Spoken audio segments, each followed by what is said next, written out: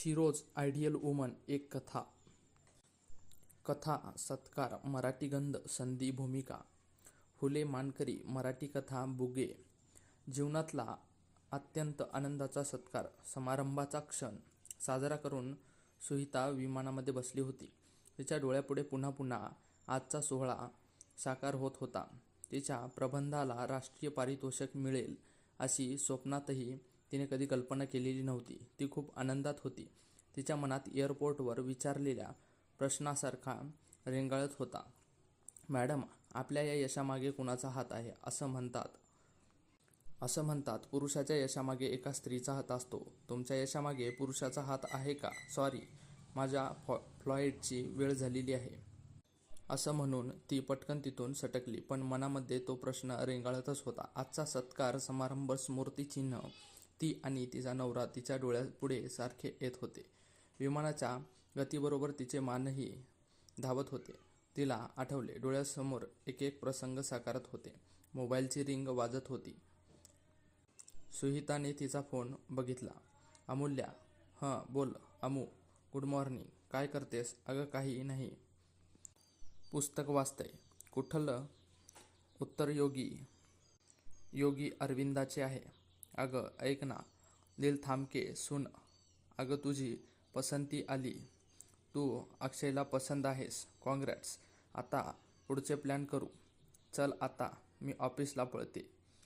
सुहिताला काही समजेना. पसंती आली ही फार मोठी आनंदाची बातमी होती, पण मन खुश नव्हतं.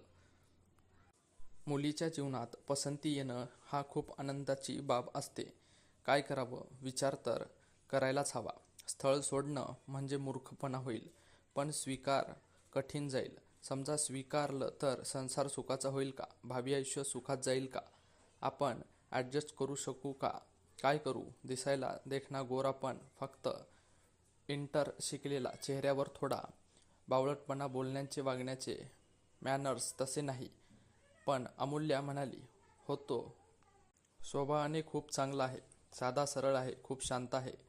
काय करावं? तिच्या मनामध्ये हो नाही चे विचार हेलकावत होते. आत्ताच योगी अरविंदाची उत्तरयोगी कादंबरी वाचता वाचता तिला मजा वाटली. घर सांभाळणारी, स्वयंपाक करणारी, शांत स्वभावाची वधू हवी. ती समाजातही बघत होती. बऱ्याच माणसांना घर सांभाळणारी, स्वयंपाक करणारी, मुलाकडे लक्ष देणारी, गरजा पूर्ण करणारी बायको हवी असते.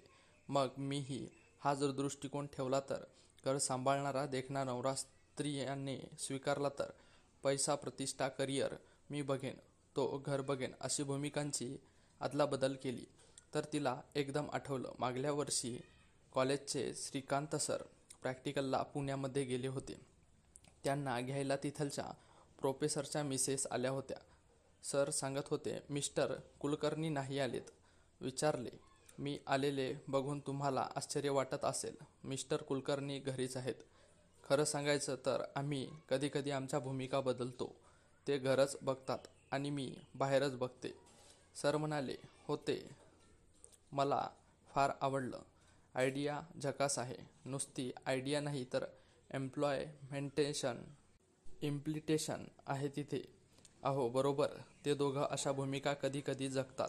Let's great. हे सारं आठवून विचार केला. आपणही असं केलं तर काय हरकत आहे? हे सारं डोक्यात ठेवून मनाची पूर्ण तयारी करून विचारांती होकार पक्का केला.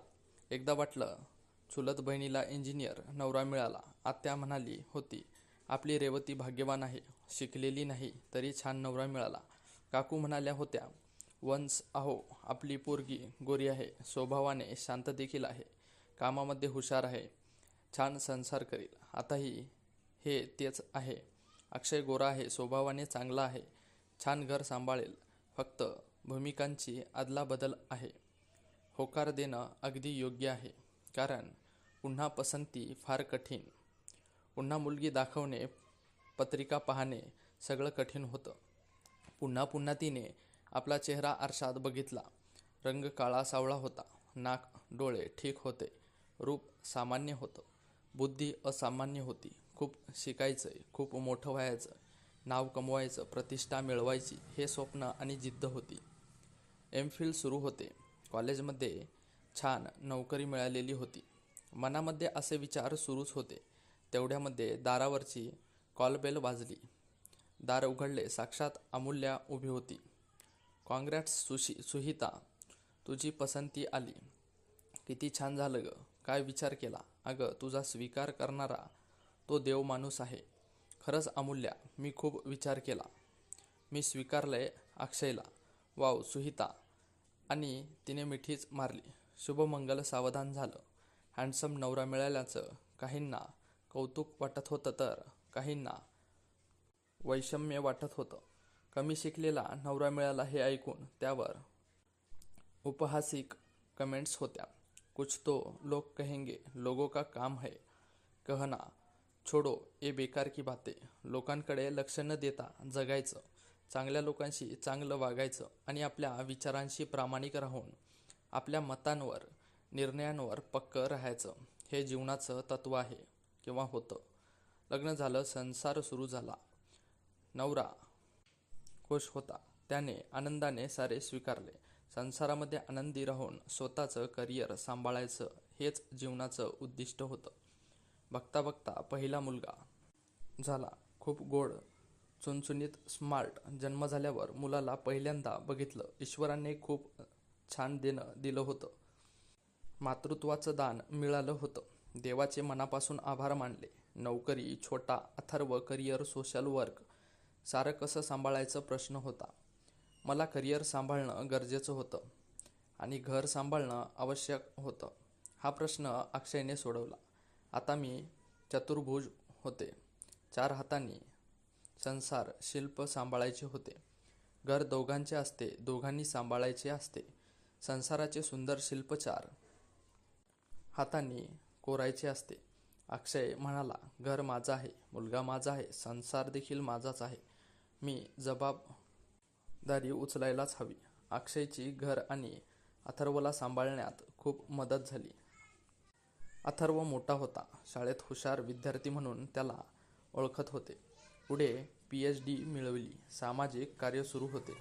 मीटिंग असायच्या, पेपर्स रीडिंग असायचे, दौरे असायचे. तो घर आणि मुलगा सांभाळत होता. मी पैसा प्रतिष्ठा सांभाळत होतो. तिच्या डोळ्यासमोरून सारे प्रसंग सरकत गेले. ती त्यामध्ये रमून गेली होती. तेवढ्यात सूचना झाली, फासन युअर बेस्ट. आता विमान थोड्याच वेळामध्ये लँड होईल. बापरे, विचारांना एकदम ब्रेक बसला. ती एअरपोर्टवर उतरली. कुणीतरी तिला उद्देशून म्हणाले, शिरोज. Yes ma'am. मेन शिरोज असतात, तशाच वुमन शिरोज असतात. तुम्ही शिरोज आयडियल वुमन आहात का? अभिनंदन. थँक्यू. मॅडम, एक प्रश्न विचारते प्लीज. विचारा. मॅडम, आपल्या या यशामागे कुणाचा हात आहे? असं म्हणतात, यशस्वी पुरुषाच्या मागे एका स्त्रीचा हात असतो. तुमच्या यशामागे पुरुषांचा हात आहे का? प्रत्येक यशस्वी पुरुषांच्या मागे एका स्त्रीचा हात असतो. मला सांगायला अभिमान वाटेल की माझ्या यशात माझ्या नवऱ्याचा, नक्कीच सहकार्याचा फार मोठा हात आहे. सहकार्य म्हणजे ते तुम्हाला घरात सर्व प्रकारची मदत करतात का? ऑफकोर्स. आम्ही या स्त्री पुरुष कर्मकांडांच्या रूढी परंपरेच्या संकल्पनेतून बाहेर पडलोय. त्याला पुरुषी प्रभावी प्रवृत्ती, पुरुषी अहंकार वगैरे नाही आवडत. आणि स्त्री आहे स्त्रीतत्वाचं बिरुंद मिरवून जगणं मला नाही पटत. आम्ही दोघं साथीने एकमेकांना समजून जगतो. तुमच्याबरोबर सत्कार समारंभात ते आले नाहीत. यावेळी मुलांच्या परीक्षेमुळे नाही जमलं. पण कधीतरी संधी मिळेल तेव्हा माझ्या सत्कारांचा मानकरी माझ्या बाजूला जरूर बसेल. धन्यवाद madam. You are so great. तुम्ही दोघंही क्रांतिकारी सुधारक आहात. तिने मोठे बुगे हाती दिले. त्या बुगेच्या फुलातील गंध काही वेळातच वेगळाच होता. तो गंध खूप सांगून गेला. आणि अशाच प्रकारे आजची आपली ही कथा इथेच समाप्त झाली. अशाच प्रकारे ही कथा तुम्हाला आवडली असेल तर व्हिडिओला नक्की लाईक करा. आणि अशाच प्रकारच्या नवनवीन कथा पाहण्यासाठी आपल्या चॅनेलला मात्र नक्की सबस्क्राईब करा. धन्यवाद.